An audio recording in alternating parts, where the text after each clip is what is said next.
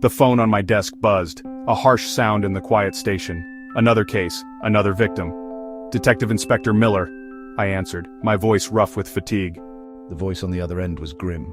"Sir, we have another one. Same MO, bus ticket." Not again. The rain hammered down as I arrived at the crime scene, a dingy alleyway lit by flickering streetlights. The body lay under a damp sheet, another life extinguished.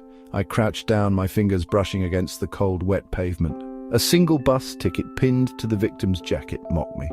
This was the third victim in as many weeks, each time a bus ticket, each time a different route. The killer was playing a game, and I was losing. Back at the station, the bus ticket felt heavy in my hand.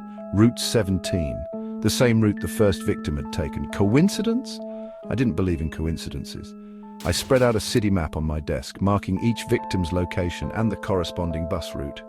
A pattern began to emerge. The killer was moving in a spiral, tightening the noose. I spent hours poring over CCTV footage from each bus route.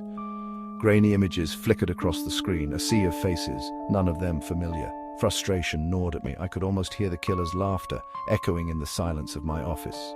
I needed to talk to the drivers. They were my eyes and ears on the streets. Each driver I interviewed added a piece to the puzzle. A description, a suspicion.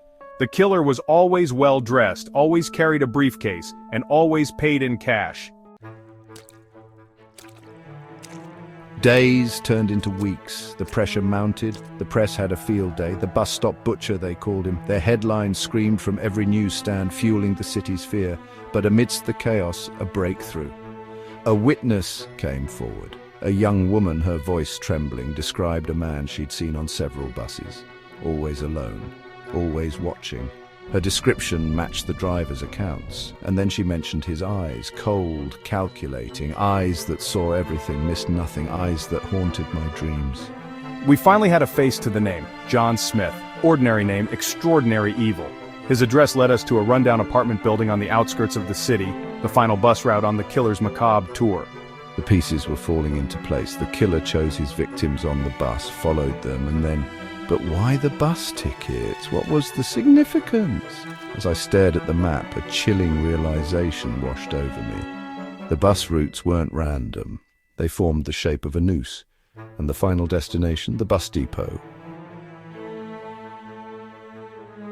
The depot was a hive of activity. Buses roared, horns blared, people scurried, and in the midst of it all, John Smith. He stood by the ticket booth, his eyes scanning the crowd, hunting. I moved through the crowd, my hand hovering near my holster. My heart pounded in my chest. A drumbeat of anticipation. This ended tonight. As I approached, our eyes met. A flicker of recognition, then a cold, hard smile spread across his face. He knew. He'd been expecting me. I lunged. A struggle, a blur of motion, the sharp crack of a gunshot. Silence descended. Smith lay on the ground, a bus ticket clutched in his hand. Route 1, the beginning, and now, the end. As the sirens wailed, I picked up the bus ticket. It felt different now, heavier, a symbol of the darkness that lurked beneath the surface of our everyday lives. The bus tickets, I realized, weren't just clues. They were trophies, souvenirs of his twisted game. The game was over, but the memory of the ride would linger long after the final stop.